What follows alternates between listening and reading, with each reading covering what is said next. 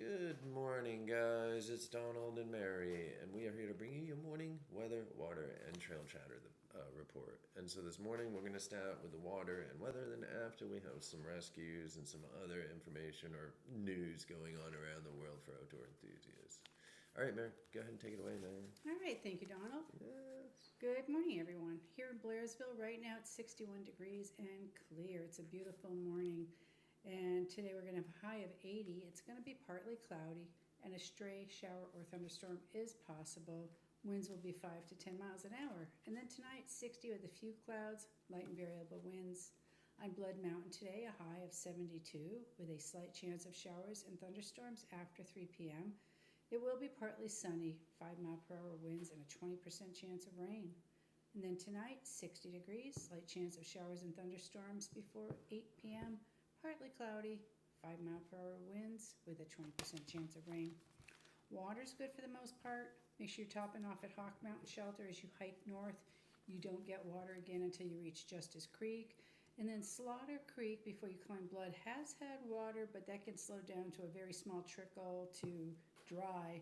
So try to get water before then. That way you can have some water as you climb up and over Blood Mountain. And it's also dry between Neal Gap and Hogpen Gap. Hogpen Gap does have a very reliable water source right now. When you walk down there, make sure you follow the blue blaze all the way to the very end. You'll see the first water source that has a PVC pipe. It's dry there, so don't get discouraged. Just continue on down that trail for just a little bit and you will find water. That should flow good for a while. And then the rest of Georgia, all the way up to Fontana Dam, water's good. Sometimes it's just a trickle, but all the riders that we've been transporting have told me even with the trickles they've been able to get water. And the only one that doesn't have water is the Wesser Shelter area. So just top off before and you should be good. Let's remember to be careful for snakes. It's that time of year. They're out in the sunshine, sunning themselves. And the Cow Rock Boulders does have that nest of copperheads and sometimes the occasional rattlesnake. Did you see the pictures from Bill and Shannon's hike yesterday? I did not. I believe they were up on Cow Rock, and there were several pictures of copperheads right up under the boulders. So they did take some pictures up there. So yeah, they're definitely there, dude. so definitely let's watch for the snakes. Great Smoky Mountains National Park, the bear closures, campsites 18, 57, and 82. And then there was the trail that was closed. I didn't write that down, my apologies, but I just want to let everybody know the trail that it was. Twin Creeks Trail is closed due to bear activity. All the shelters are open. And then for those that are like me, tomorrow is the first day of fall, and I am super excited. It's my favorite time of year. The temperatures get cooler. The leaves are starting to change colors. Overall, to me, it's my very favorite season. I think it's a beautiful time of year.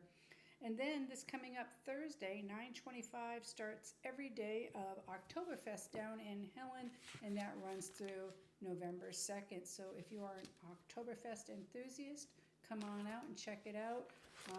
They've got other things going on down there too. Lots of little shops and places to eat. They have the Georgia Mountain Coaster.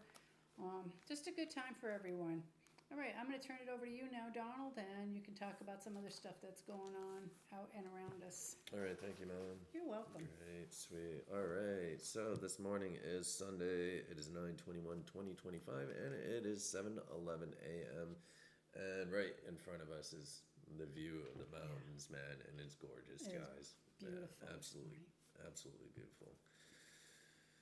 And so let's start with the Colorado rescue. And so SARS responded to a report of a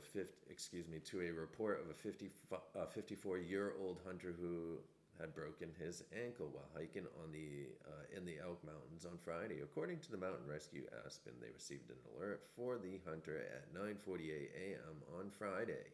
The hunter had broken his ankle while hiking about 4 miles up Capitol Creek Trail, which is popular but rugged. It's a rugged route in the Elk Mountains.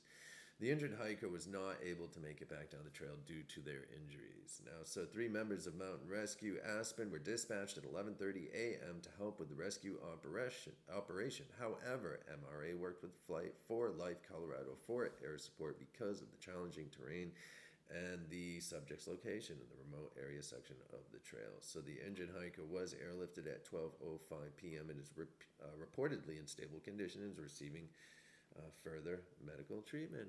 That's Sweet. a I nice like quick it. rescue. That's awesome. Yeah, definitely. They responded real quick. And so I also wanted to read this part here. And so this is probably another article.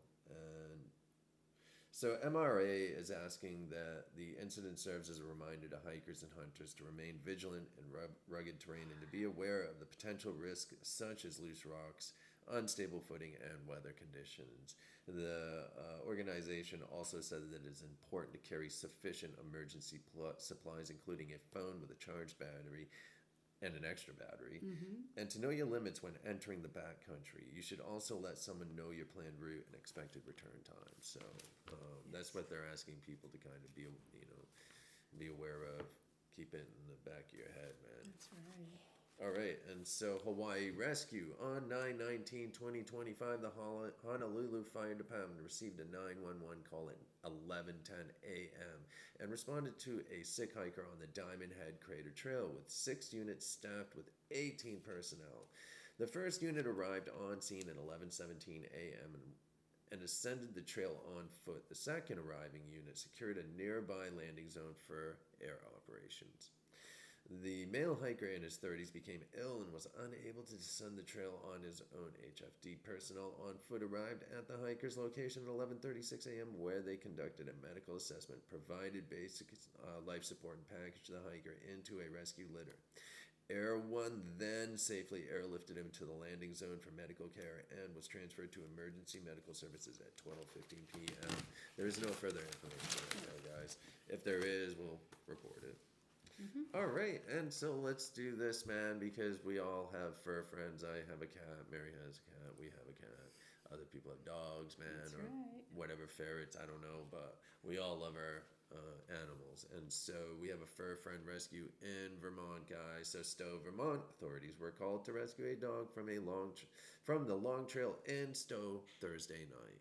And so Stowe Mountain Rescue says the dog and her owner had taken an all-day hike to the Sterling Pond, and on the way back, the dog stopped and refused to move. All right, they still had 1.5 miles to go, and her owner tried to carry her on his shoulders, getting a quarter of a mile before calling 911 in desperation. Rescuers used a sling to carry the dog out. They say the dog was exhausted and may have been dehydrated also. They say the owner was committed to staying the night with the pup if he had to and was otherwise prepared. They say it's a good reminder to pay close attention to your dog's body language and look for signs of hunger and thirst, guys. So super important to know your dog's limits also along with your limits. That's right. Yeah, definitely, man. And I want to keep our fur friends happy and healthy. That's right, dude. Right, bro? Yes, sir. All right, and so I wanted to go ahead and you can't actually see the video right now, man, but I'm going to read the article. And this is talking about a TikTok video. A hiker captures frustrating video of tourists' reckless actions near wild animals. I have no words. All right, and so a hiker's TikTok video taken in Grand Teton National Park is sparking outrage. It shows families with children in tow standing far too close to a bear on trail. And this is extremely dangerous as well as disrespectful. So how can people, let alone parents of small children, be so callous? It's plain and simple. This is not what you do when you encounter wildlife in national parks. Now, it shows, I haven't watched the video, but I don't need to. I can see what's going on here. There's literally a bear at this father's foot. There's a father, a mother, kids. There's one kid on the father's shoulders, and there's literally a brown bear right at their feet, man, right off the side of a trail. Now, so this person had a message for park visitors. If you're going to treat animals like this, stay out of the parks. Soph said she took the video from a distance to show a ranger before leaving the area. So viewers were furious. I have no words anymore, another shared. While national parks are a great place to visit and take in sights, they're not amusement parks. These folks broke a cardinal rule. observe wildlife from a safe distance. Getting that close isn't just risky for the hikers, it's also dangerous for the bear and the kids, man. This isn't just like a dude rolling up on the bear and risking his own life. This is an entire family, man. And you have a small child on your shoulders. Do you think that your reaction time is going to be quick? And do you really think you're going to outrun a bear or whatever it is you're going to think you're doing? Right. If that bear takes a bite off that dude's leg, man, that kid is going down. And I mean, that kid has risks a chance of smacking its head off a side of a tree, rock, whatever, dude, and hurting the child along with the father or mother. Just a bad situation all around. Definitely is. And so wild animals are unpredictable, and one wrong move could lead to someone getting hurt. When that happens, it's often the animal that pays the price. Sadly, bears that injure people, even when provoked, often get euthanized, and they do. So if you run into a bear or another wild animal, heed this advice. Keep your distance and don't approach. The National Park Service recommends people stay at least 100 yards from bears and wolves and 25 yards from other wildlife. Now we have elk, like we were talking about yesterday. They're in rut. Bison. I mean, there's just tons of big animals that we should be staying away from that you wouldn't think anyone would walk up to and try petting. But we've all seen the videos, man. And so... And I personally think 100 yards from a bear and wolves and other wildlife is 25 yards.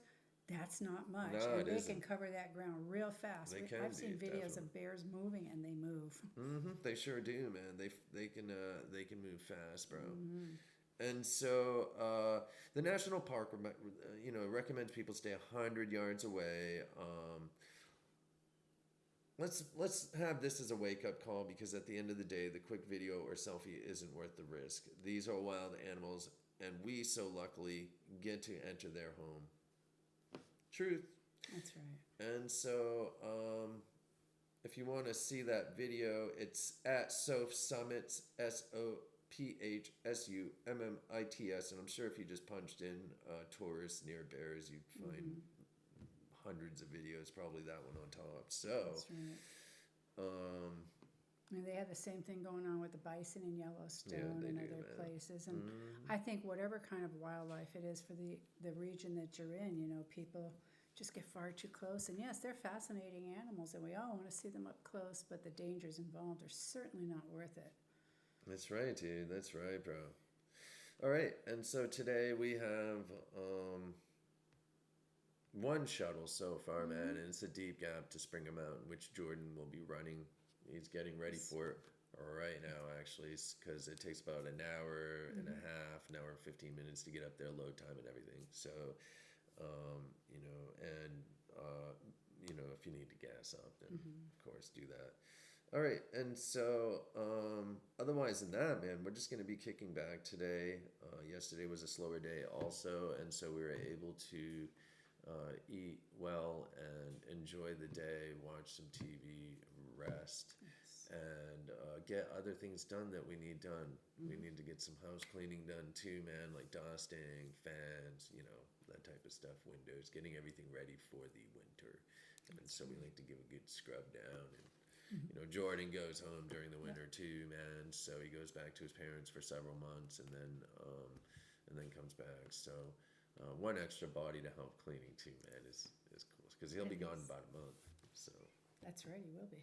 Yeah, a month and a couple weeks. All right, sweet. So that's what we have going on today, man. And we're gonna close it down from here. Did you have anything else you'd like to say, No, I'm dude? good, thank you. All right, beautiful, man. If anyone needs anything at all, give Mary and I a call. We're here for you, man, for questions or a ride or whatever you need, man. All right, one love, man. Peace. Thanks.